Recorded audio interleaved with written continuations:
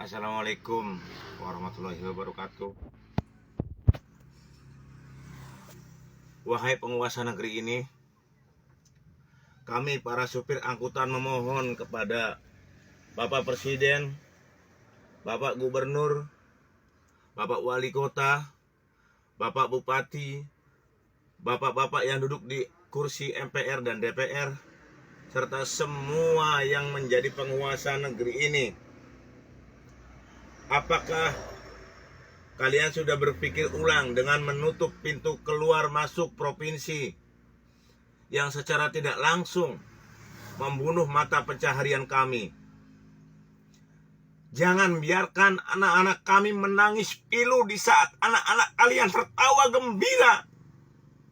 Jangan biarkan kami kelaparan di saat kalian terlelap tidur karena kekenyangan.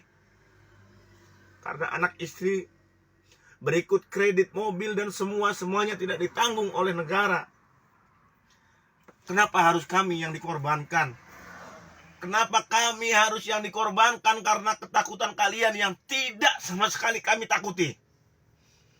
Yang kami takuti apabila anak dan istri kami mati kelaparan karena tidak makan, Pak. Siapa yang mau bertanggung jawab? Padahal kamu kan beragama, kalian kan beragama, dan Allah menyuruh kami tetap berusaha dan bertanggung jawab kepada anak dan istri kami.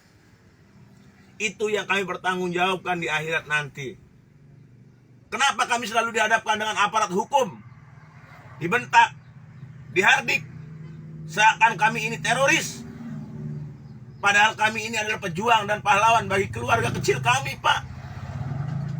Di saat kalian berbagi THR, kami hanya bisa berkata, apakah besok hari anak-anak kami dapat makan? Apakah kalian pernah merasakan di saat semua orang tidur nyenyak, ada seorang supir tetap terbangun dan bekerja menafkahi keluarganya demi memberikan kehidupan yang layak untuk anak istrinya? Apakah ada cara lain yang bijak dengan tidak membunuh mata pencaharian kami? Berilah aturan yang adil. Berilah aturan yang adil buat kami. Semoga bapak-bapak di sana yang menjadi penguasa mendapatkan hidayah. Terima kasih. Semangat pejuang nafkah keluarga.